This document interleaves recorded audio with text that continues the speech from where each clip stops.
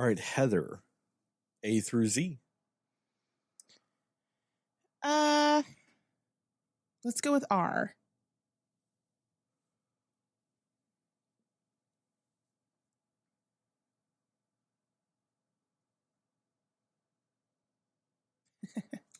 I don't think I have anything for R. Okay. It's not that I don't have news. I just don't know if I have anything specifically for the letter R. What about T? I don't know. What is with these weird letters?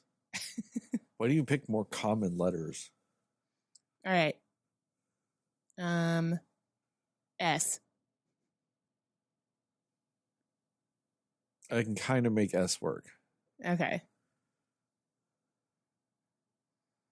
News on the set of Scream 7, more specifically about the character Sam Carpenter. Nice. Melissa Barrera has been fired from Scream 7. If you don't know who that is, I don't know. She's like the new main character of the Scream franchise. She was fired to a lot of controversy for making pro-Palestinian comments. I don't want to get too in depth to what was said or whatever. There's only one thing she said that is slightly iffy.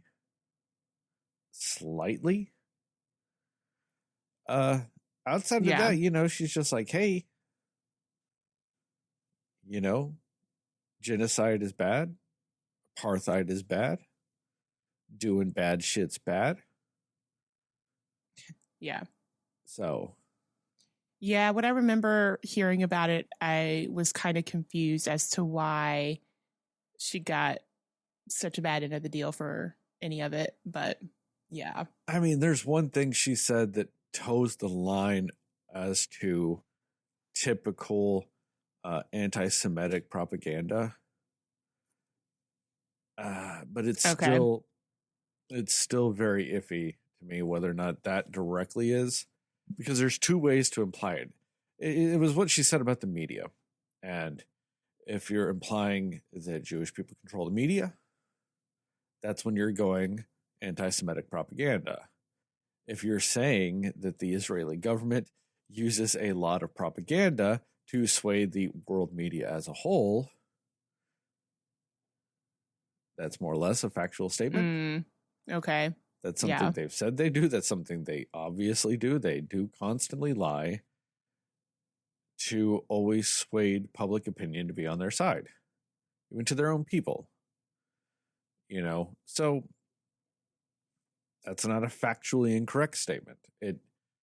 It's just one of those things to where that is one of the only things I saw with what she said that is borderline. Yeah. And I think it depends on who you are. Because if you're anti-Semitic, you would view it as the anti-Semitic thing. It's just that is the one thing that I thought left anything up in the air. But at the same time, it was just them trying to make a statement, and I think they made the wrong one. Because also the next part of that news is her sister in that movie, played by Jenna Ortega, which is Tara Carpenter. Oh, see, I could have used the T on that one. She left too. Right after, days later. And they're like, oh, it's because she had filming commitments on Wednesday 3. You're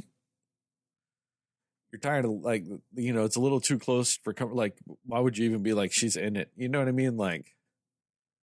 Yeah, there would have been ways to work around it, especially because she's so prominent in both.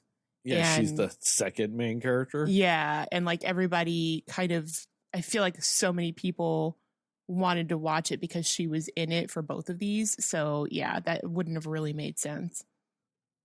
I mean, she's the person that was not a star when you did Scream 5, but has since become a star not because of your franchise. Correct. She's become a star for so many other things she's done. And you lucked out that she was in your franchise, and now she's gone too. Right. So yeah, apparently that's true. they are now doing a complete overhaul of the entirety that is Scream 7, which also is going to now apparently completely abandon everything that has been set up in Screams 5 and 6. So, yay, I guess. I was not very high on this franchise anymore. Yeah, right. I have not liked any of them really in a while. I thought they had potential, but overall just lacked any overall imagination. Yeah. And I just don't see it getting any better at this moment. Which really sucks because, and I'm forgetting the name of the director that was going to be doing this one, but it's the same director of Happy Death Day and a couple of other movies. And I was like, I felt like that would have been a good director to do for this new Scream movie. And it really just kind of sucks that who knows if he's going to get the opportunity to, or there's going to be some form of like taboo curse associated with him doing this movie now because of all this. So that kind of is unfortunate. But at the same time, I'm like, I feel like at this point, do you even make the movie anymore? You know, like I don't really know what the best call would be, because this is going to severely hurt probably a lot of people seeing it. Because I think maybe I'm wrong, but I feel like even when Neve Campbell left, that really kind of hurt people wanting to see this last movie. So imagine the two other main stars now in it. Like, who are you going to put in this movie now? I mean, it did gangbusters at the box office. I mean, yeah, maybe it's just the diehards that are like, nope.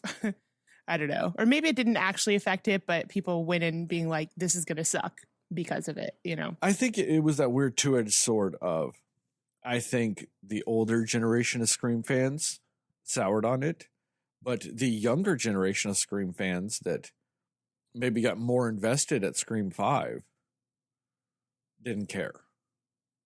That's probably true, because the younger generation, all they care about was 5, 6, and probably 7. Yeah, you know, like that's all they were really into. I mean, they probably watched the other ones, you know, but yeah, they cared more about that, and so they might not have cared as much because these were their characters, right? And like, I'm just kind of like, at this point, all right, so who's this movie going to be about if you were keeping the main people, the twins?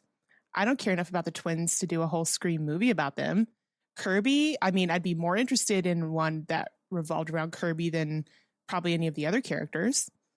But like, who would this be about, you know, unless you just completely did all new people? Supposedly, from what I've heard, one of the big things they're wanting to do at this point is drop all the new cast and get all the old people that came back. I mean, at this point, I think the only real shot they have of salvaging anything is that, and also having Matthew Lillard somehow be a part of it too. Yeah, that's true. But then it's the only way they're going to save a damn thing with this at this point. Yeah, but then it's also like, based on what's happened, would they come back at this point? You know what I mean? Yeah, because what I heard, they were also really wanting to get Patrick Dempsey back. Oh, really? Yeah. I mean, Patrick Dempsey. I was thinking of the guy. He's Mr. Sidney Prescott. Yes, he is. And that would be kind of cool if they did, you know. Mostly it would be cool if, you know, Sidney Prescott was back, but that's probably not going to happen. Oh, it was both. But yeah, they want Sidney and him. They want both. Well, yeah. Like, they want to bring that couple back into the universe. But see, I guess I feel like it would be more likely for Patrick Dempsey to do it than for Neve Campbell to. Maybe not. But I think Neve should be like, nah, fuck you guys. Yeah. Like, but she should wait until after they get everybody else. Just be like, nah, fuck you guys. Just to kind of fuck it up a little more. Because what sense does Patrick Dempsey make in this movie without her? Right. Like, just like referencing her like in the background or off screen. The only way you can do it is just say, nah, she's with the kids in hiding, which goes against everything they've ever set up in this franchise. Or you have to say she died off screen. Yeah, and if you kill her off in this franchise, it's just the worst ever. It's not even that you kill her off. It's if you kill her off screen. Right. It makes it that much worse. It's that much. It's that much more insulting to your in general fans. That's true. I mean, and honestly, like I heard some people that were like, bring Dewey back. And I'm like, there's no way to do that. And if they did, it would be stupid. As much as like I was a fan of Dewey and he was a great character, I just feel like, how do you bring him back? You know, spoilers for people who might have not seen that. But anyways, on that note, bring back Randy then. Like, right. That makes just as much sense. Yeah. Or, I mean, Stu, Matthew Lillard, like if they're trying to do that, like how are we bringing him back? I mean, Matthew Lillard's the only one that's really kind of got that thing of he looks like he died on camera, but might not have. Mm-hmm. With the whole TV being dropped on him. Maybe he just didn't die. Like there is some leeway with it, but it's like, all right, bring back Randy, somebody who's been officially dead since Scream 2. You know? Right. Yeah. Bring back Sydney's mom while we're at it. She's only been dead since before the movies. Yeah. Bring back, what's his name? Cotton. He only died officially in the 3rd movie. Yeah. I don't know. It would just be whatever plan they have, they're going to have to do some real damage control with it, I feel like. But, which is unfortunate because I love the Scream franchise. Even the ones that weren't that good as a whole, I just still really like the entire franchise. And I'll watch it every Halloween. Good riddance. Let it die. Or, at this point, good riddance. Reboot the damn thing. Yeah. Start over completely. No, nothing. No previous ghost, like all that shit. Nothing. Mm-hmm. A 100% hard reboot. Yeah. That's about all you got left. Yeah. And the sad thing is they tried that. And people barely remember that. It's called Scream the TV series. Yes. That lovely TV series. And it sucks. They did a season or 2 seasons of that. Then they went, man, we suck at this. And let's reboot it again. And then they rebooted it again and still did nothing with it. It's a fucking mess. Yeah. There was like 3 seasons, I think, but they were all not good. The problem with that is they try so hard to do like the Pretty Little Liars. Like the everyone killer knows is everything. Yeah, everyone is this, everyone is that. They know everything. They plan for everything. They mastermind everything. But then there has to be like 9 of them. Mm-hmm. But only like 2 of them know they're working together. Right. But somehow there's still 9 of them in the end.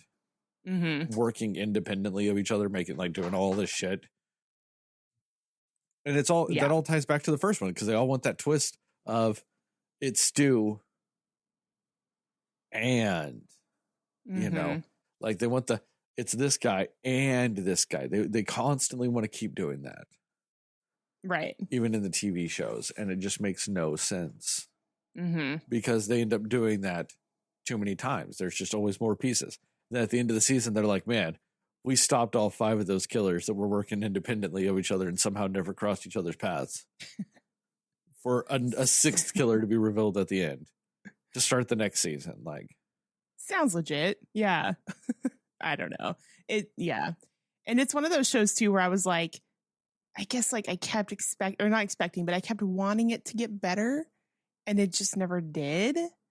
And then, by the point of the 3rd season, you're just like, we got nothing left here, guys.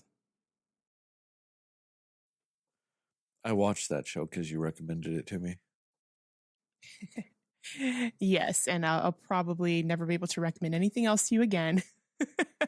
And you be approving of it. Sitting here just rather disappointed. But to be fair, I feel like, well, not to be fair, but I think it was, I don't think all the seasons were done by the time I was watching that and recommended it. Not that it matters because none of them were great, but at least it wasn't like 3rd season in. I understand and I accept this disappointment. But on much happier news, Henry Kissinger died. Henry Kissinger died. Kissinger. Oh, yes, I did hear that. He was like Henry 100, Kissinger right? died. Yes. That man lived 99 years too long. I'll say he was an innocent soul when he was a baby. After one, though, he was... After one, that motherfucker was probably already setting up stuff to be one of the biggest war criminals ever. Yeah. The amount of people that man is responsible for dying is absurd. He is one of the worst human beings to ever be alive in my lifetime. He is almost single-handedly responsible for why a lot of countries in this world don't like us. Because he's a terrible person. Also, something that a lot of people don't realize, a bona fide traitor to the United States. He openly and actively committed treason whilst working with Ronald Nixon when it comes to Vietnam. Also, openly and rampantly committed treason when it came to friend of the podcast, Ronald Reagan. They actively worked against legitimate President Jimmy Carter, working behind the scenes to delay the release of the prisoners during the whole Iran-Contra fiasco, like that whole thing. Which is actively an act of treason. That is an act of treason. If you are not like a part of the government and have not been so duly authorized to work on behalf of the government, you are not allowed to go fucking make deals with people on behalf of the United States government. That's what Kissinger did. And what they did is they fucking delayed it so that Carter would look bad. They had a deal in place and they delayed it so that Carter would look bad, and then in return gave them fucking weapons, which was also a fucking act of treason. That's where you get the whole Ronald Reagan, we have never and will never give them weapons. And then like later, he's like 6 months later, Reagan's like, hey, apparently we gave them weapons. I didn't know that, but apparently we did, but I still don't think we really did. Because, Reagan's a fucking piece of shit. But Reagan knew that from the fucking beginning. That was the whole fucking scam they put together. They are fucking terrible people. And both of them should have gotten the death penalty in the 80s from it.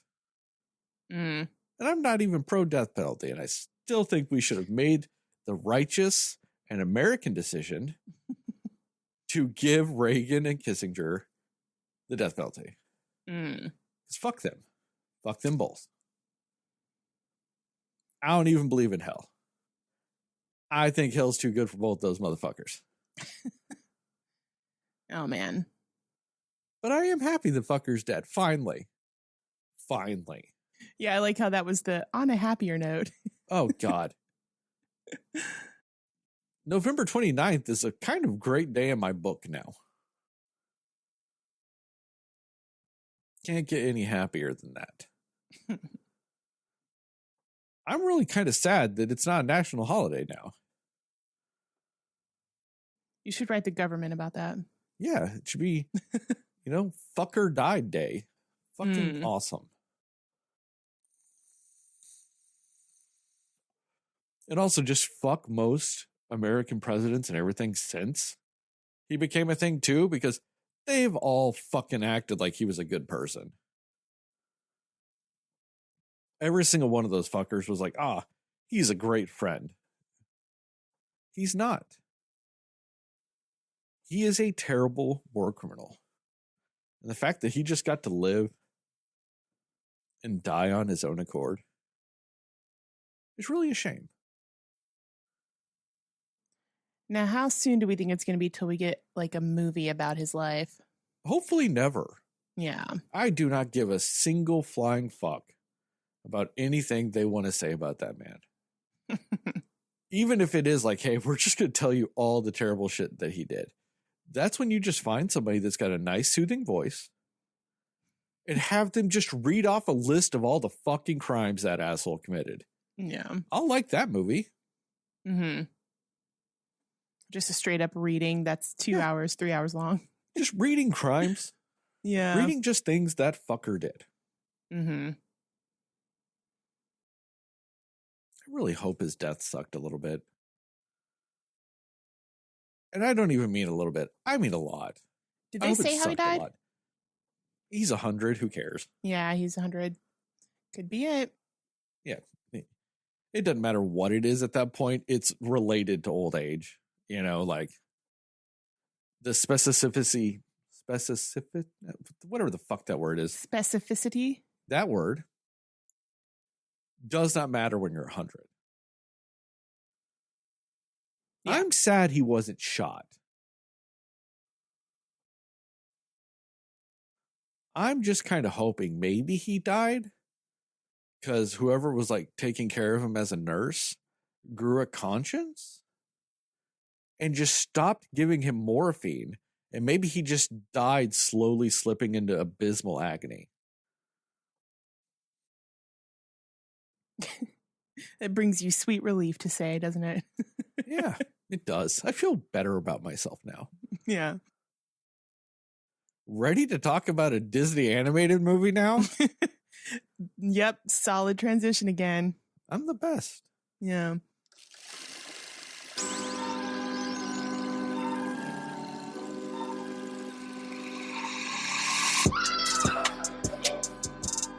Somebody will listen to me. Nobody knows anything but you.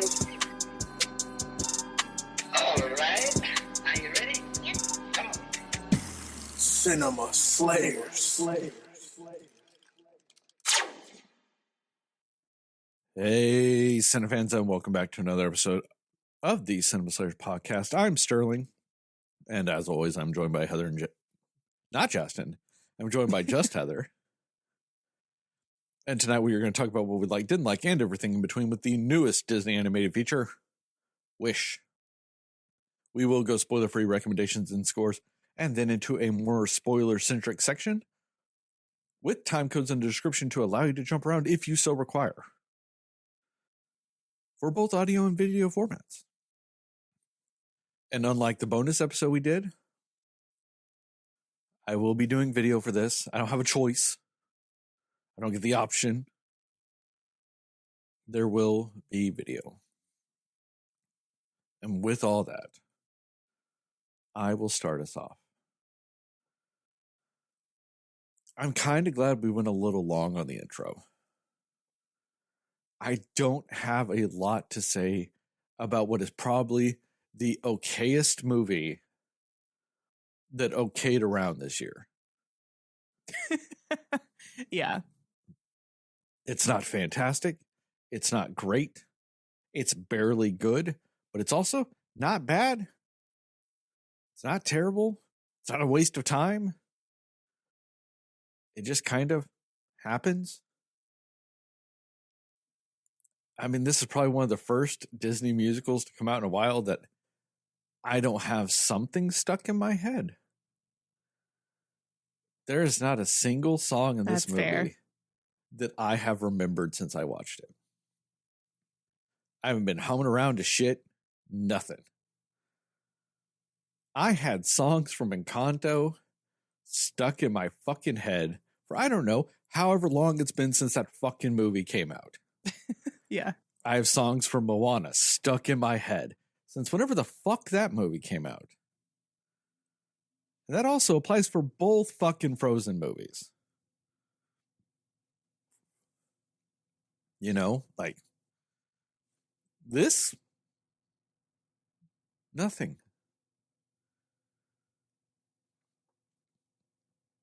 I think it had some good ideas. I think it went the wrong direction in some ideas. I don't have a lot to say because this movie doesn't warrant it. It's not bad enough to make me want to rant about how bad it is. It's not good enough to make me want to do anything with that. It inspires almost zero ultimate emotion. Outside of the fact that it's, kind of cute. I will say this. the one thing that this movie truly succeeds at is it's got like two characters in it that might, be in the running for cutest characters that debuted this year. Yeah, I can agree with that. And one of them damn near might put Baby Yoda out of business for a little bit, at least until the next season of The Mandalorian comes out. I actually like the other character, the other little cute character in this, a little more. I don't know why I'm acting like it's a big secret. It's not. This shit's, I don't know why. Like, yeah, I'm like dancing around on this. The little fucking star fuck guy. Yeah, yeah. Everybody's gonna love that fucker. Yeah. He's this super cute little star that can't talk and just goes, just makes little fucking faces and noises and shit. Yeah. Oh, everybody's gonna fucking shit a brick for that little fucker. He's cute. I like the goat more though. Yeah. That's that. I mean, and that's all I can really have on that. I think the goat's better, and I think the goat's cuter. Okay. I mean, it is really cute. Yeah. And Alan Tudyk, I love his voice for the goat. I also like the fact that they gave Alan Tudyk lines. I could just see them going to him too, and they're like, "Hey, got another movie," and he's like, "Well, what kind of animal am I playing in this one?" And they go, "Goat," and he's like, "Great, I get to like bawl like a goat for an entire movie." And they go, No, you'll have lines in this one. He's like, "No shit, really? What's that now?" I get to be an animal and actually have lines?" Right. So. Yeah, because isn't there somewhere he doesn't even say anything? He just makes like animal noises, and they still paid him to be there for that. Moana. Yeah. He's the chicken. Right. He's the fucking chicken in Moana. Yeah. What a waste of an Alan Tudyk, Yeah. He's great. He's lovely. But yeah, that's really, I'm almost topped out in what I have to say about this movie. Yeah, I get that. You go ahead. Maybe you'll inspire thoughts for me to, I don't know, to have an entire third section of this fucking podcast. I mean, you're right, though, because like I was trying to think, of what is there to really super dive into with this one. And there's not, I mean, it is one of those where it is a cute idea. It's a wholesome little story, but there's a lot of other Disney stories I would say kind of pull at my heartstrings more. They kind of relate to me as a person more than this one. So this one I didn't feel that much of a connection with, to be honest. But I 100% agree about the little star. Little star was super cute when it's like swimming around in the air and like just making its silly faces and hopping around. It's super cute. And also, I do agree. I do like the goat. I'm still, even though it's Alan Tudyk and I love Alan Tudyk, I was iffy on the voice choice because I don't know why. I just like, it's a little baby. It looks like a baby goat, but it's got like this old voice. It is technically a kid. So yeah. So and a kid, yeah. I mean, for anybody that doesn't know, a kid is a baby goat. Like baby goats are called kids. Yes, and it was Valentino. Was the name of the goat? Yes. I don't know. I like the joke though.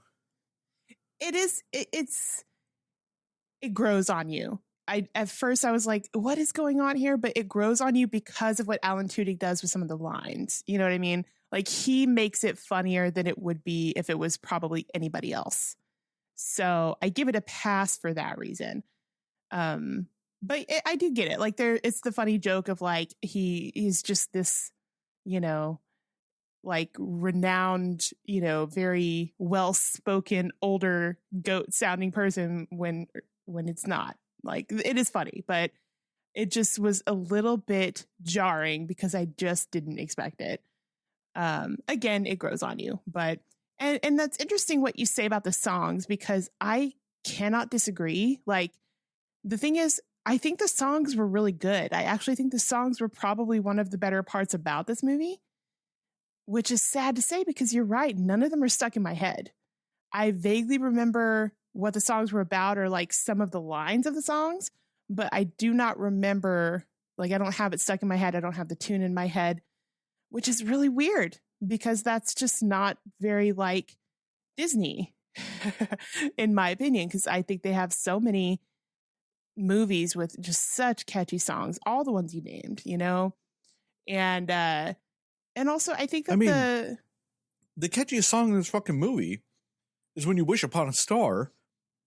It's not from this fucking movie. Yeah. Nope, that's fair. And it's a bummer too, because there was potential for this movie to be better, and the voice acting I enjoyed, because I think that Ariana DeBose, who is the main character of this, her voice is magical. Her voice is insanely magical. I agree with you. I thought everybody's voices was good in this. I even like Chris Pine's like weird singing. Chris Pine was fantastic. His voice is great, and I didn't even realize it was that good till I was like, "Who is this?" Yeah, but it's a bunch of singers singing beautifully to nothing songs. Yeah, which is sad, because like think about, how great that could have been if they were catchy like all of the other Disney movies.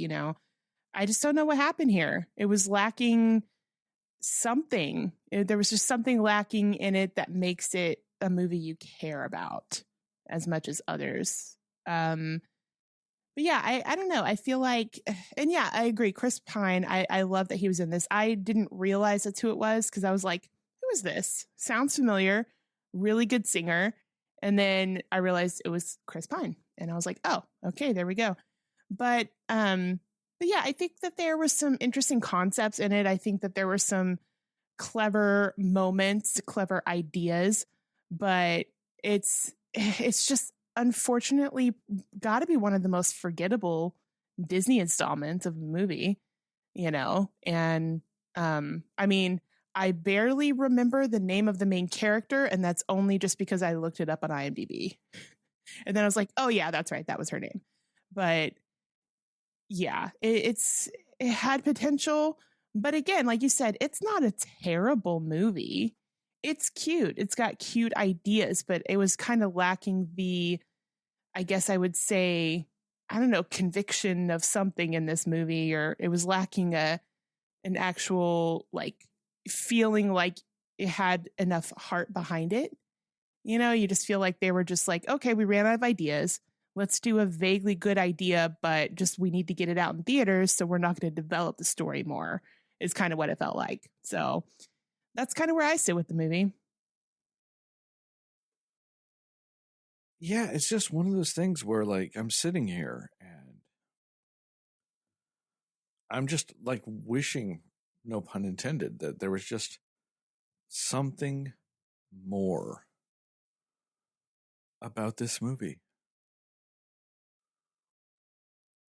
I guess on to the next one. Recommendations and scores? Yeah, let's go. Recommendations and score. You can go. No, I'll go first on this one, because I'll let you go first on the next one. I guess I recommend it. Like I said, there's nothing like ostensively like offensive. It's just, a movie. You've got, if you want to go just sit your kids down for like an hour and 45 minutes or whatever the fuck this is. And there's worse things you can do. You can also, I don't know, just wait for it to come on Disney Plus. Because I don't see the point in spending money on this. I guess, if you're taking a bunch of kids or something, I guess it's okay, because, you get kid ticket prices. So maybe go during a matinee so your ticket's cheaper too.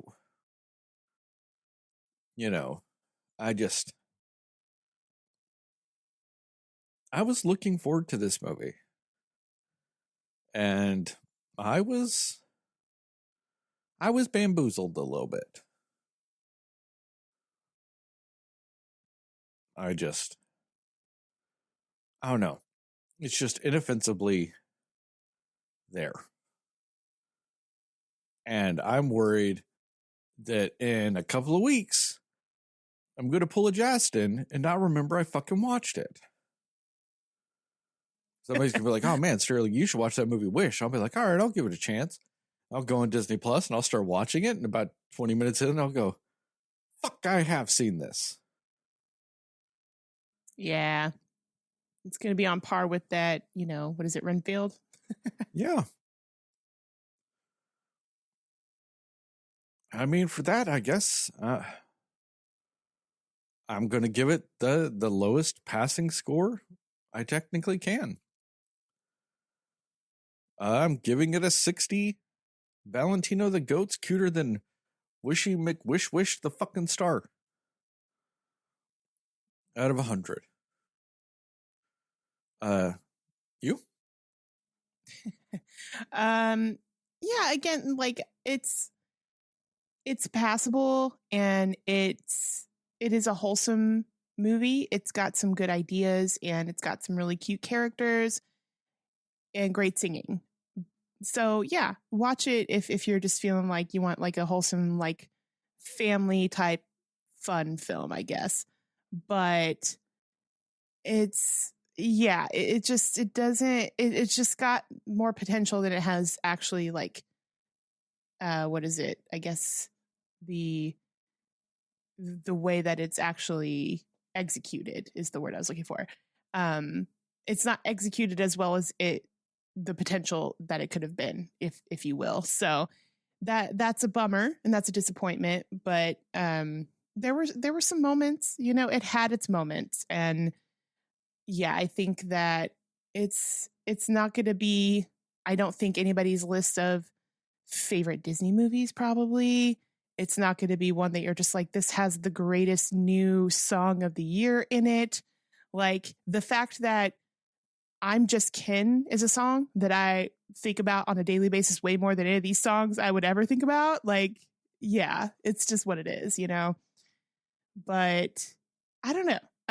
So I do recommend it, because I guess in a sense I'll also pull a Jackson card of like, unless it was just absolutely terrible, I'm not going to say don't see it.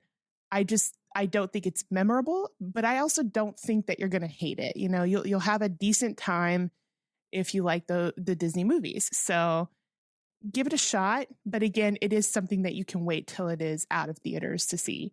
So yeah, I mean, I'll go a little bit higher than you on it. I'll go, I'll give it 68. Cute shooting star is my favorite character out of 100. 68? A whole 8 points higher. I know. I don't even need to do the math. That makes the official Cinescore for this movie a 64. Yeah. Spoilers? Sure. Oh my God, we are cooking. Spoilers. Like I said, Heather, you can go first on this one. Okay. Yeah, and the thing is, like, the idea of this movie essentially being like, everybody in this village gets to make wishes. It sound, if I'm remembering right, because it's been a little bit since I've seen this movie. You, by the time you're 18, right? Or do you have to do it before you're 18? No. So on your 18th birthday is when you make your wish, or you give your wish. Right. Yes. To Malefico, or whatever the fuck the guy's name was. Yeah, Magnifico. Yeah. That's right. Yeah, so when you're on your 18th birthday is when you do that. And when you do it, you completely forget your wish. Yes. And see, that's the part that I don't really know if I like how that was executed, because I feel like, for one, also, if you can only, I guess, like, how would that work? Because 18-year-olds, their wishes are going to be way different than when you're actually an adult that knows a little bit more about life. Yeah.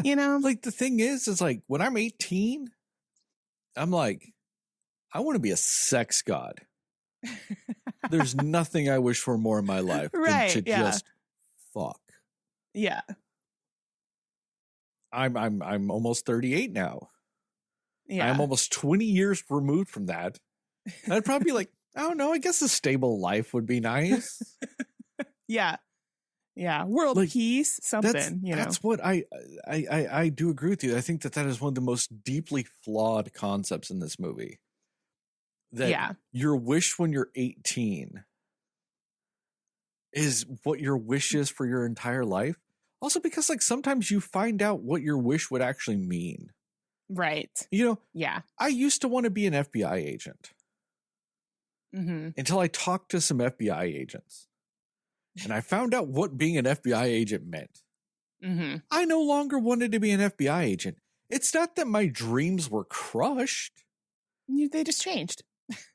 I realized I had a shitty dream. Yeah, exactly. It did not line up with what me. Right. You know? Yeah. Like, I also used to have a dream for long flowing locks. When I was younger, God, I was like, man, I'm going to grow my hair out and it's just going to be long. Yeah. Yeah, that changed a while ago. That's a different dream now. Yeah. Yeah. Yeah. You know, like, that's the thing is like, I get parts of the aspect of what they're trying to say is like, you know, like part of what makes your dreams worthwhile is working for them and to doing those things. And I do appreciate that message, but also it's the dumbest system in the world. Yeah. And I'm trying to think of like, what would have been a better way to see, like, to say how your dreams, you know, is there a different age you should be at? Or is it more of the, like, you pick one person when they're a certain age, you say, what's your dream or something? Well, I don't know. I think one of the better ways of doing it would be like that the dreams would also magically evolve. Instead of making it the very specific dream. Oh, yeah. It's the concept of your hopes and your dreams. You know? Yeah. And like, I think this that's was the dream, but it grew into something more for this dream. And so therefore that's the wish you get if and when it's granted. Yeah. Because like part of it too is like, and maybe they were implying that because like the main character's grandfather, his dream when he was an 18-year-old was apparently when he's 100, he plays guitar for people and inspires them. Like, that's weird. Wouldn't you have that dream for like next week? I do that. Right. You know, but like his dream, you see him as 100-year-old doing that, you know? So maybe they're implying that the dream does grow with you, but I think that they should have been more specifically said that. I think that should have been something that was revealed in it, that not all dreams are the same as when they were made. Right. Or wish, I'm sorry, not every wish, you know, is the same as when it was made. Yeah, exactly. It's grown. And like, and make that more of the tragedy behind it. That not only do you not remember your initial wish, you don't know what your wish has become as you've grown older, as you've experienced life. Yeah. And it's still taken from you. Yeah. Even if it's changed. Well, and my thing with that too is like, I don't really know how I feel about the idea that you forget what your dream or what your wish was, because it's like, it's one of these where you get one opportunity and then it's also like, if you've forgotten it until it's possibly one that's chosen, it's like, yeah, is your dream, you know, when you made that might not be the same. And so it's like, when you realize what it was that you dreamed, you could be like, oh, this was my dream. Well, that was a waste. Like, you know, or that was my wish. So it just feels like, I just feel like that's kind of going to set up most people for disappointment if they're just like, I forgot what my wish was, but it's being granted now. And I was like, even that lady, the one that they showed in this movie where they granted her wish to make all of the best dresses in the land or whatever it was. And it's like, could she be like, oh, I just wish to be a successful businesswoman and make, you know, things to give people better jobs and things like that. Like, that might have been her dream now. Well, or, you know, or it could have just been one of those things. It's like, what if that wish was granted to her when she's 98? Yeah. And then it's like, well, can she even make dresses anymore? And then she dies the next day. Yeah. Who knows? Like, what was really the point of granting her wish, her, you know, greatest wish at that point? Like, or what if her wish was, I want to have 10 kids, and then she's 90 years old and it's like, oh, okay. She's 90 years old and only has none. Right. Yeah. or has one or something. Like, there's any number of things. Like, it's a weird system. Yeah. And it's interesting because there were some concept they did with it that I was like, okay, like the idea that, Asha wanted to get her grandfather's dream or his wish back for him. And he, be like, okay, well, here's what your wish was. And him being like, well, if we know that my wish is not going to come true, why should I know what it is? Like, why would that be better? And that's an interesting idea because that's true. I mean, would you want to know if it's something that can't come true?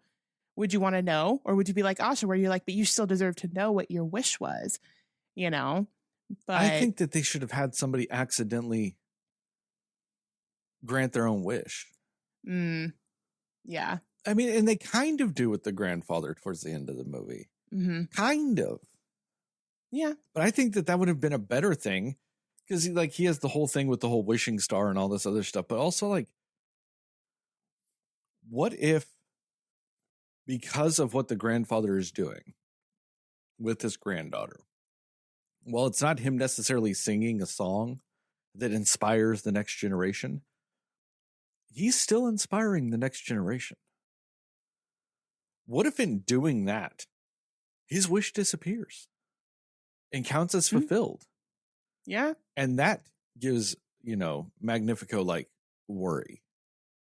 Right. Realizing that, he's not actually protecting wishes. They can still come true without him. Mm-hmm.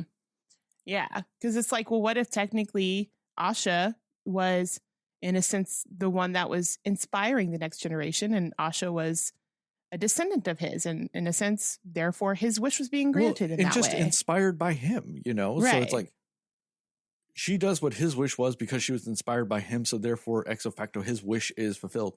Like, yeah. I think that that's a more interesting concept. Yeah. And would actually present a threat to what Magnifico was, possibly imagining what wishes meant or could be. And I think that also goes to my biggest other problem with this movie is Magnifico. Mm-hmm. He's not villainy enough for what the concept is of like stealing wishes in the end and wanting ultimate control over the destiny of people, because that's what he becomes. But he becomes that in like the last 25 minutes of the movie. Yeah. There should be more to it then. Well, I'm trying to remember, how is it that they decided to grant the certain wishes? He just picks one. He just picks them. Randomly arbitrarily. Picks it. But then the whole thing is, because he still wants to be able to control whose wishes or whatever. Basically, it's like he wanted to pick one that he knew wouldn't threaten something for him in a way. But I do think that he did have a point there was something he had said about her grandfather's wish about like, yeah, but do we know what this could mean down the line? Like the repercussions of this, and like people sometimes don't think about what, their wish coming true could actually mean long term. And that's a good point. That's a very good point. And that's why, everybody shouldn't just have anything they want, because what if somebody wants to just kill someone because they're really mad at them? You don't want to grant that wish. Like, what I mean? Yeah. Or like, what if their wish is to be the next Magnifico? Or, right. Why would he want to grant that? Or also, like I said, at 18-year-old, my wish was to be a sex god. Why would that'd be irresponsible to grant that wish? Like, because ultimately he would know that would do nothing for me in the end, and all these things. Like, there is legitimate reasons to not grant people's wishes. But because it's also implying that everybody's wishes, like you said, are good. Right. Yeah. Some people have shitty wishes, like Henry Kissinger. There we go. Yes. That was a good segue. It was a good full circle moment there. But yeah, I agree. I think that is a fair point and an interesting point. But I also know at the same time, Magnifico was also just saying it because he was like, I just want the wishes I want to come true because I know they're not going to be threatening to me in any sort of way. So and you're right. I think he was more of an antagonist than he was a villain, but they really wanted him to be a villain at the end of the movie. Yeah. Like just randomly decided that. Cause I think that they could have done the progression of his villain arc better, or him as a character better. Could have been more of like, because you do see the moments at the beginning where when he's talking to his wife or whatever, and you see that he has a little bit of like morale. He has a little bit of someone holding him down, his wife, to kind of be like, we built this together. Let's stick with it. And he's like, okay, listening to somebody sound. And, it feels like his arc would have been better if it was like an unintentional, I was trying to do the right thing, but ended up becoming the villain in the process. I think that this movie would have been suited better if it went more the Encanto route and didn't have a bona fide villain. And it was just also true. The concept of some of this stuff was ultimately what was the problem. Because just the concept of generational trauma is the villain of Encanto. Yeah. I think that would have been better in this. I think it would have been better that, he has the pressure of granting wishes and finding the right time of granting wishes and all this other stuff that, and there are times when maybe some wishes are too late and he can't actually grant them and it mean anything and all this other stuff. I think that would have been better. It's just he randomly, gets involved with some dark magic randomly, and I love the fact that it's like, he's like, oh, it's dark magic. You can never fuck with it. But like randomly also has every single thing he would ever need to do dark spells. Yeah. Also, because they're also implying that it's like the first time he's really looking through this, and all this other stuff. But then and I find it very weird that, the wife character just really loves him and all this other stuff and wants nothing but the best for him and wants, him to be okay. And then at the end, she's just like, nah, fuck you, bro, die. I was like, that's just a big swing, too. That escalated quickly, yes. And so it's just like little things like that. It's just wildly inconsistent. And never feels like there was a solid grasp of what they wanted to do. I think these people saw Encanto, wanted aspects of it, but wanted also too much to be a traditional Disney movie. I think that this might have been influenced by the Bob Iger of all of it, because Bob Iger is like, hey, one of the reasons why Disney's sucking so bad right now is because we're trying to do too much of a message in our movies. Some of your most successful movies of recent memory have a fucking message. And you're saying that you would rather get rid of that. If Bob Iger has his way, Encanto doesn't happen. And what the fuck is Disney doing if they don't have Encanto at this point? Exactly. Yeah. Are we just getting a bunch more wishes? Yeah. That's the biggest thing, is this doesn't have a message ultimately, because it never grounds itself enough to actually have one. Yeah. I feel like the closest they get is make your own wishes come true. But it's very mixed in the middle of other stuff. Yeah, but it starts at a flight of stairs and just falls down them until they get to that message. Yeah. They don't actually make a journey to it. They just fall into it. Yeah. I honestly don't even think I would have minded if this movie was sort of a journey of Asha or somebody figuring out what they wanted their wish to be before they were giving it away, and you feel like that's sort of what it was at first with oh, go ahead. No, I was just going to say that's a great point. Oh, yeah. That's also a big missing point in this, is that character's journey of where's her moment of just what's her wish going to be? Yeah. She vaguely does it with Magnifico, where she's like, can you grant my grandfather's wish? But yeah, that's the thing that you love about these well done Disney stories is the journey of the main character and seeing what they're going through to get to that journey. And that's why they're relatable and they hit home more when you have those types of stories, I think it would have been better if she was struggling to find a wish and all it could be was that her wish was to grant her grandfather's wish. And that's the only thing she could come up with. And Magnifico, and when she was interviewing with him and she could have brought that up and him was look, I get that and I understand it, but that's what my wish would have been. But you realize with that power, you can't, like, that can't be your wish. You know? And in turn, you can have it be that her wish isn't necessarily just to grant her grandfather's wish. Her wish is then to help everybody grant their wish, which is ultimately what she does. I think it would have been more solid, though, if that was specified, if it was just her at some point coming to the realization of it's not that she wants to be the next Magnifico. She wants there to not need to be a Magnifico. Yeah, that's a better story. You know, that there should be the thing that makes a wish personal and fulfilling is when you do the work to fulfill it. And I think that would have been better because they kind of have her doing that at the end of it.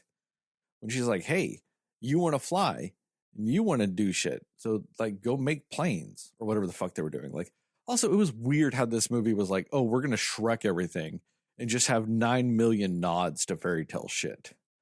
Right. We're going to have Peter Pan. We're going to have Mary Poppins. We're going to have, you know, the Seven Dwarves. We're going to do all this stuff. Like, we're going to have all these nods to all these other Disney things in this movie, which was a very Shrek way of doing that.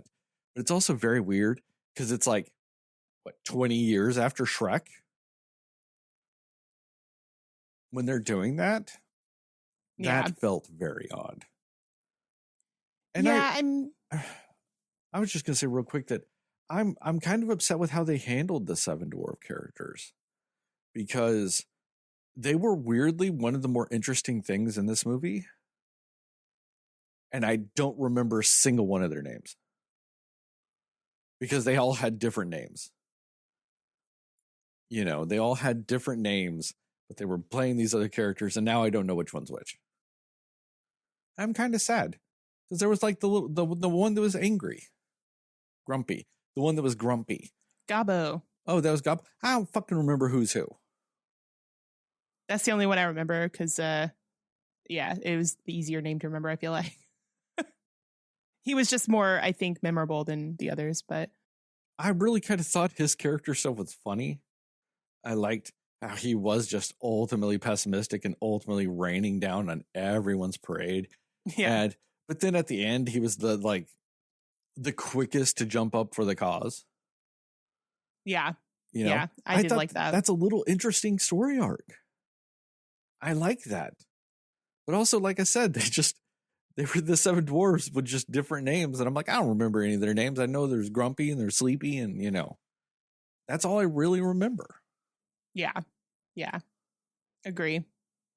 And that's actually what I was about to say too, is like, I liked the idea of having a version of the dwarves, the Seven Dwarves in the movie, because I think it was a clever way to bring in these other characters into this, right? But just the different, like, more, I guess, modern take that they had on these characters, kind of like what we said with Gobbo, where, he's very quick-witted and all these things and always very, like, pessimistic, but it made him funny. It kind of added a character element to him that he was so sarcastic and all these things. And yeah, like I think Asha's best friend was the one that was technically the Doc character, and she was really good too. And I like what they did with her, and that she was kind of like doing what she could to help get Asha into steal these wishes and whatever else. Like,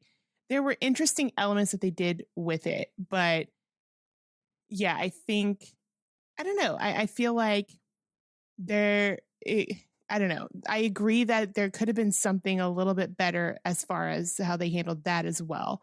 And then I did also like the kind of the aspect of the end where there was the one character that I'm forgetting his name that was just really depressed all the time. And then the one that betrayed him? Yeah. Essentially, he was Sleepy. Oh, that was Sleepy. Okay. Yeah. So, but I mean, just like, and that was interesting because I did like the idea at the end, how he's like, I'm sorry, I just feel like I lost who I was, or whatever it was he said along those lines.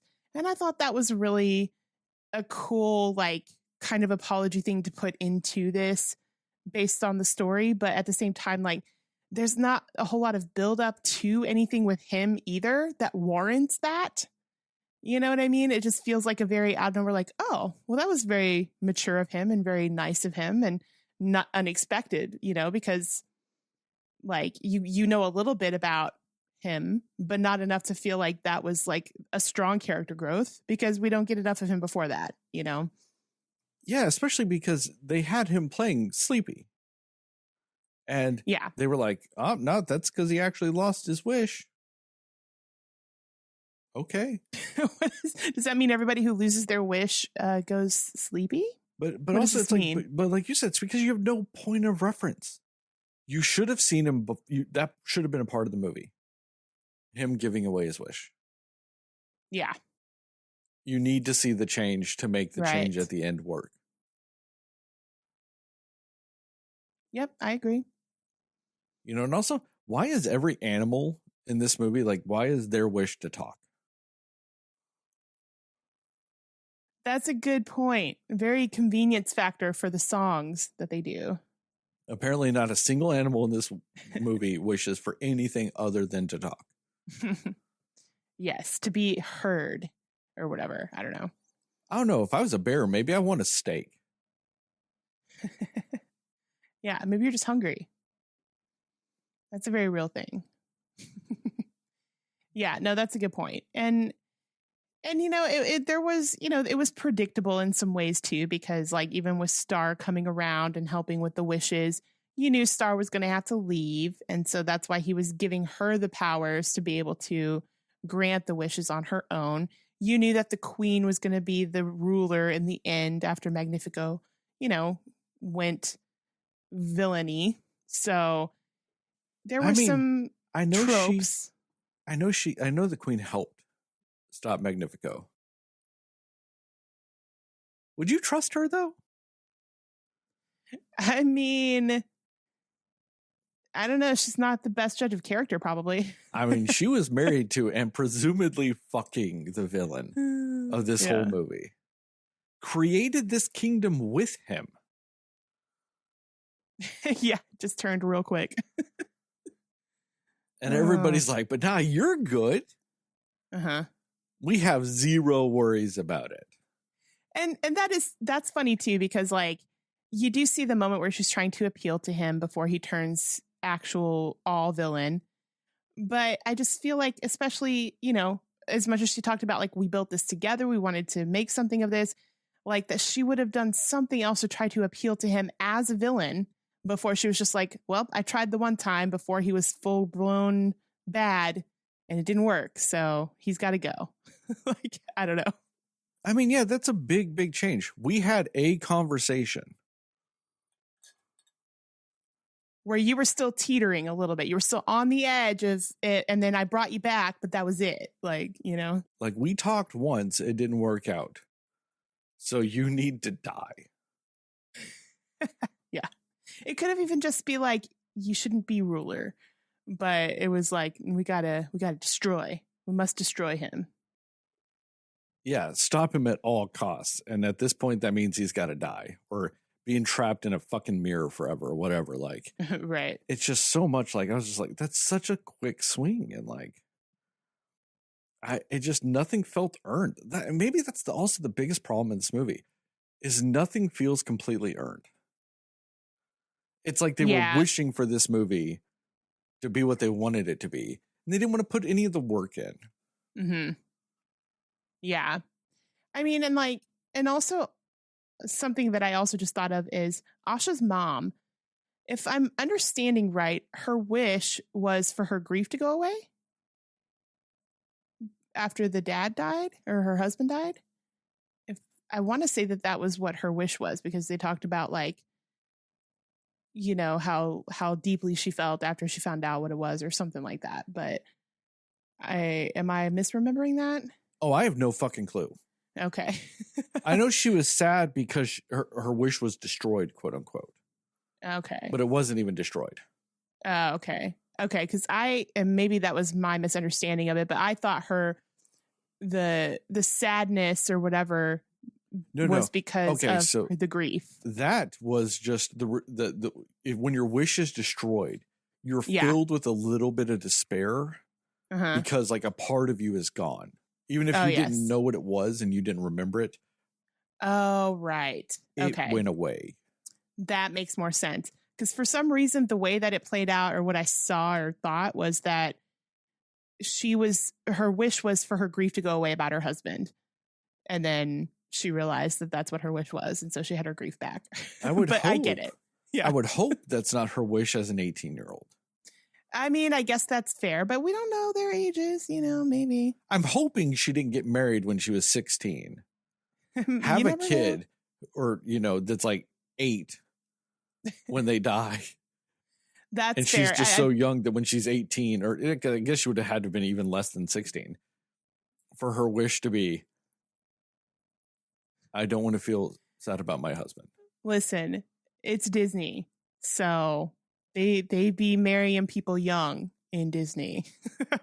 But no, I get it. Like, and that was just, and I also had forgotten at that point too, that, oh yeah, your wish, you give your wish when you're 18. So never mind. But I was just trying to figure out because it felt like they were trying to incorporate something about the grief of, the dad being gone mixed in with this whole loss of wishes thing. And so I guess it just kind of got a little confusing for me what was happening there with that one.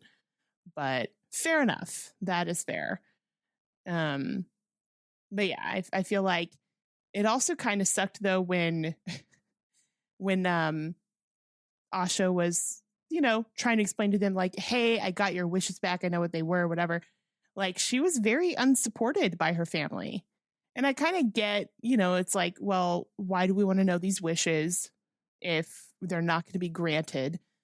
But I mean, they just kind of acted like a 17 or 18-year-old's not going to want to do that. And like, instead of just being like, hey, here's why we don't want to do that. They were just like, how could you? How dare you? This is terrible. And like, not, you know what I mean? Like, it just felt like they were shunning her for trying to do the right thing, but also forgetting that she's so young that like, why would she not think that you would want to know these things? When you're young in your mind and you're like, everybody deserves to know the things that they wish for. Like, that's going to be your mindset, So it was just very weird that they were like, no, how could you ever do this? And it's like, okay, well, let's put it in context, Yeah, because I think that's, I do. I kind of agree with you that, I mean, either way, I think it's a reasonable thing. Like, even if you're not young, I think it's a reasonable request. Yeah. It's just, I thought it was so funny, like, just how angry the grandfather got. He was so mad. Yeah, not mad at Magnifico for anything, but definitely mad at his own granddaughter about it. Yeah. And I feel like if he had just listened to what his wish was, he'd have been like, nah, fuck that guy. My wish is fantastic. Yeah. Like, at least he knows that what he wished for was something really good or something, like his wish was apparently selfless or something, you know what I mean? And like deserved to have been granted, even if it wasn't, that there's kind of solace in that, I would think, Oh, exactly. Like, then he could have been like, yeah, fuck that guy. I'm going to go inspire some fucking people right now. Yeah. And he could have started the revolution of, I'm going to make my own wish come true. Join me. But like, Also, I don't know. Do they imply that he can even play guitar? I mean, or is that tied into his wish? Yeah. He wants to learn guitar so he can inspire. Maybe that's part of the wish. He was playing it at the very end, but I didn't see him play it any other time. Exactly. He does not play guitar at all in this movie. His was such a very specific wish. So specific. When I'm 100, I want to have learned to play guitar to inspire people. But also, it kind of shows how lazy people of this kingdom were. Like, because he's like, man, I want to learn how to play guitar. And they're like, oh, cool. You're going to teach yourself? Nah, I'm just going to wish for it. Yeah, I'm going to do a damn thing. I'm not even going to go buy a guitar. Oh, no. Yeah, waste the wish on that. I'm just going to wait till I can play it. Yeah. Yes. That's a good point. But I mean, I guess like when your wish comes true, if that's what it was, maybe you get a free guitar. This is part of your wish. Just Apparently, know it. yeah, you just Learn a it. guitar manifests itself. Yeah, so maybe. But yeah, I mean, it's one of those movies that like they had a lot of good ideas hidden and buried away in there, but it felt like, again, there wasn't a lot of heart behind this movie as much as there was so many other movies that came before this one. Yeah, I don't, like I said, I don't feel like they really tried. I think they just kind of did it. Yeah. Kind of like what you said. They wished for this movie to be better. They wished for it to be what they were hoping it was, but it did not go that way. Yeah, and then maybe that's part of the problem is this movie is just indicative of the process that they did when making this movie. A very self-aware movie. They're just not putting in any effort. They're just like, man, we hope it does gangbusters. Right. We ain't gonna wish do is really shit. just our wish for how we hope this movie comes across. It has nothing to do with the movie. Like, man, we hope people like these songs. Oh, you're gonna write great songs? We're gonna write some songs. Right. Man, and it's not even, and again, like they weren't even bad songs. They weren't bad songs, and they were, like I said, beautifully sung by whoever was singing. All of them were great singers, especially Ariana DeBose. But like, I don't understand, because I'm like, they're beautiful songs. What happened here? Like, I actually think that probably, I mean, I think my favorite song was probably the one where all the animals also were singing along about you're a star, or whatever that song was about being a star yourself. But other than that one, I really liked the one that Magnifico and Asha sang together when they met. And, you know, that one was a good song. Yeah, can you sing any of it? No, because I don't Exactly. even remember how it went. And I'm like, what happened here, guys? I have been trying to like delve into my memory to see if I can remember anything from this fucking like movie when it comes to the songs. Yeah. You know what song I keep thinking of? Hmm. What else can I do from fucking Encanto?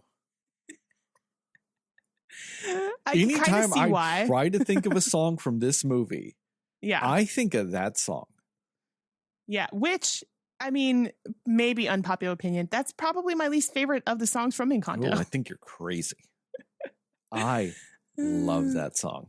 I love everything about that song. I love that scene. And saying worst isn't like, they're all great songs in Encanto, but that one's just not on my favorite list. It's all right. No, I love it. I love that song. Yeah. I mean, but yeah, no, I kind of get what you mean though, because I feel like, I don't know, maybe it was that You're a Star song that kind of like is reminiscent of the tune or the energy of the Encanto I one. don't know what song you're talking about. Oh, okay. What song is that? I just know that it has a line about you're a star in it. And it's like where all the animals in the forest were singing along with her. Okay, so it's the animal song. Yes. Okay. That was my issue, is I don't know what song you're talking about. You have to give me the context, like what was happening in the song. That is the only way I'm going to possibly remember there was a song. Mm-hmm. But yeah. That was it. Yes. I've been trying this whole time, and I keep just going back to that song. Yeah. I'm watching Encanto tonight.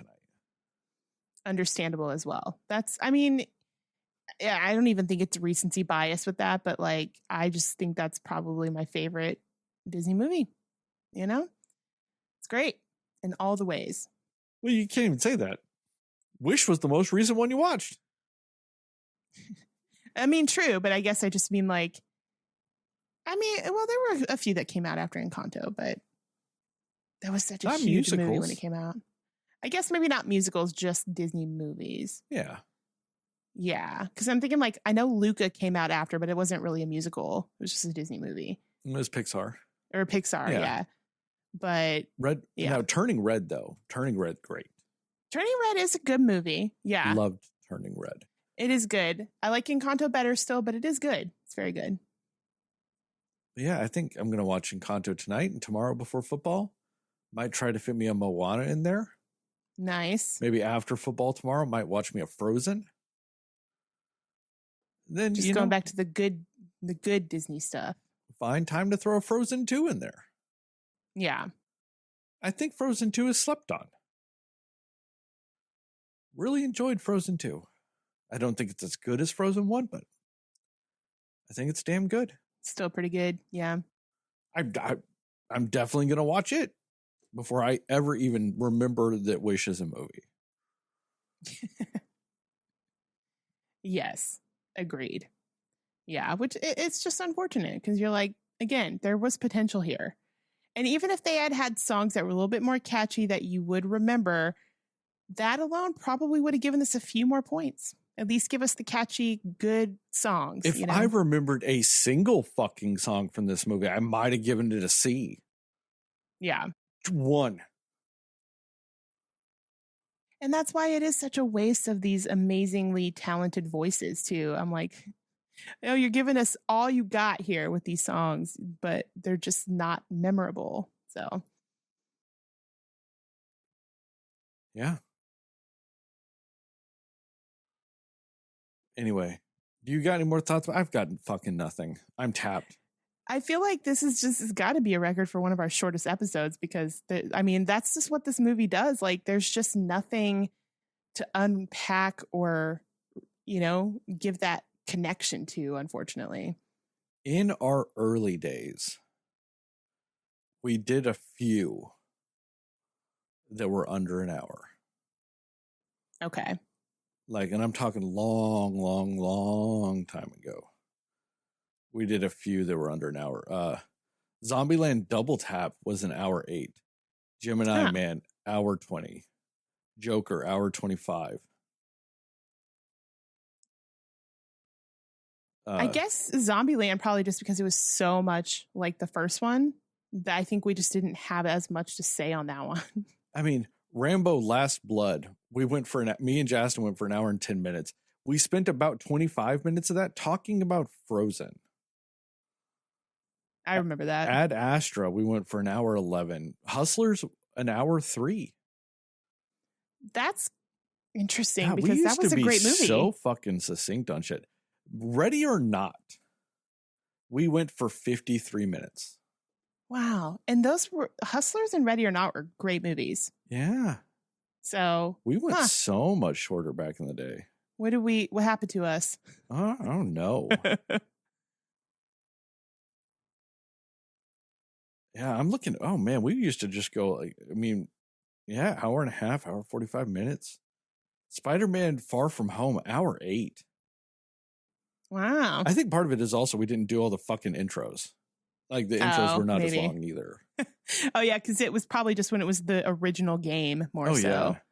Yeah, that's fair to say. This might even be pre-game. Now I say that this might be original game where I just fucked with Justin. Yeah, you just asked Justin for a song.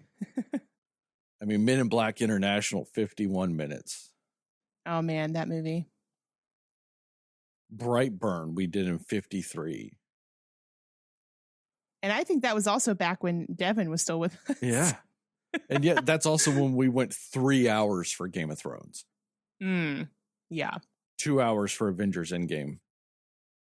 We did a trailer Slayers for 56 minutes.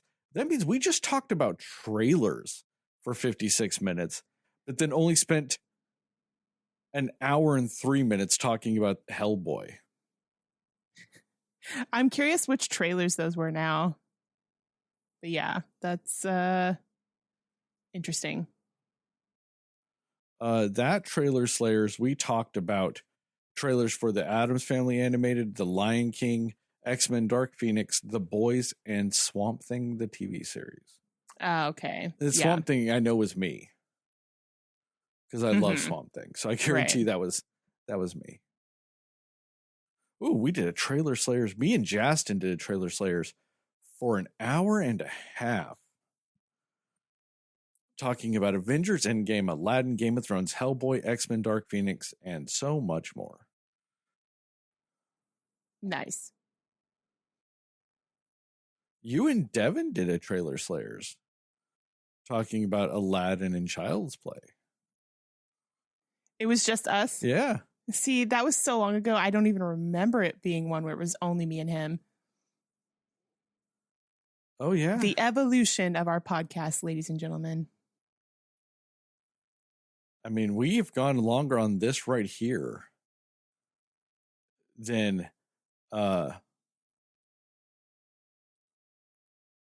me and Justin. We're almost close to what me and Justin did on the first Spider-Man Into the Spider-Verse. How long was that episode you guys did on that movie that you just laughed through most of for the one part? Oh, Prisoners of Ghostland? Yeah. Oh, God. I have to remember when the fuck we watched that. I just feel like it was probably not a long episode. We did not go terribly long on that, but... Unless it was like a double feature. I can't remember, but... Oh, it might have been. Yeah. Actually, no, I think on that one we just did that. Mm-hmm. I still think that has to be one of the best episodes we've ever fucking done, though. Just because Jess and I just could not keep it together. The joint confusion that just bonded you.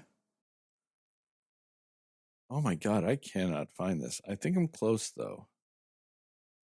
Prisoners of Ghostland, 1 hour, 15 minutes. Okay. Yeah.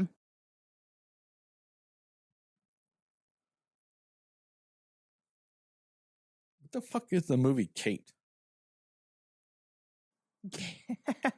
I think that's the one with Mary Elizabeth Winstead. Kind of like a John Wick type movie with her as like the main. I don't know. Apparently you and person. Justin did an episode on that. Yeah, I vaguely remember that.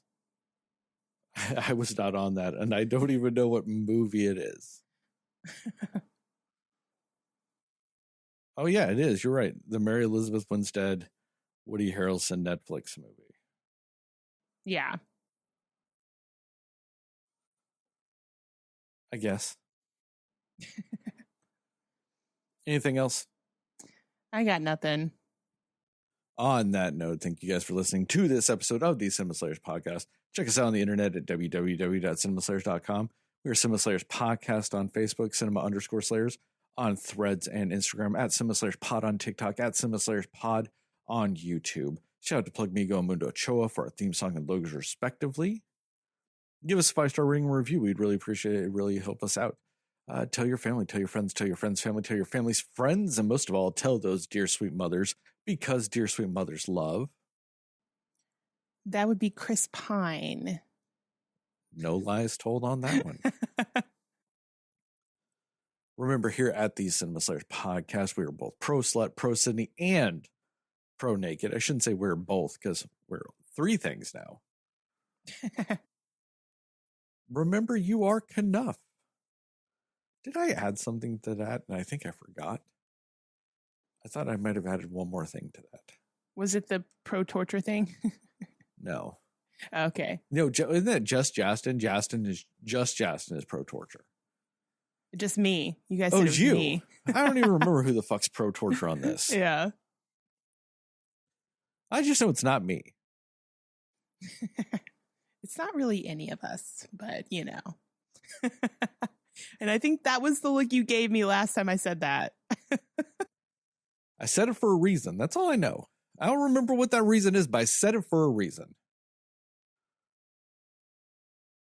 And as I always end this podcast, these TikToks, these YouTube videos, according to Justin, Moon Knight is a Best Picture winner.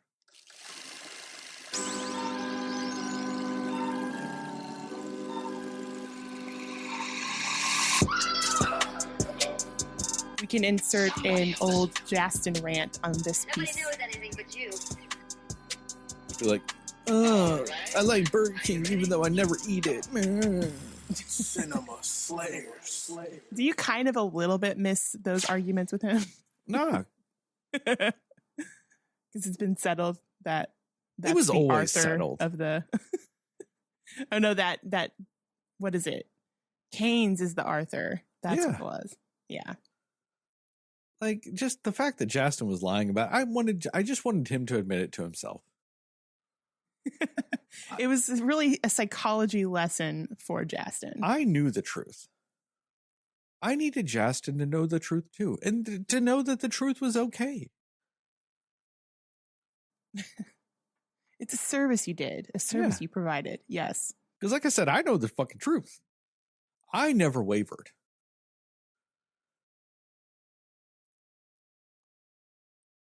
You know, I don't live near a Whataburger, but I still support it. I advertise it on a daily basis. You're very loyal to Whataburger. Yes. I also just buy shit from them. Apparel, novelty items, all kinds of stuff. I give them my money still. I would prefer to give them money for food, but I can't. Right. So I still support them in other ways. Because you want other people to still have their food. Yeah. I get it. Because ultimately what matters is that they exist and that I help them exist. Yes. Justin likes to claim it matters that Burger King exists. Doesn't fucking help them one bit. Not one bit. Yeah. So and now we know the truth. Yeah, we do. Justin, you're a lying son of a bitch. You don't actually like Burger King. Just saying. And we have to actually wait for him to watch this movie to come back at me for this shit, because he's not going to listen to the episode if he doesn't watch the movie. So yeah, all I know is I'll always be right. All right, I'm out.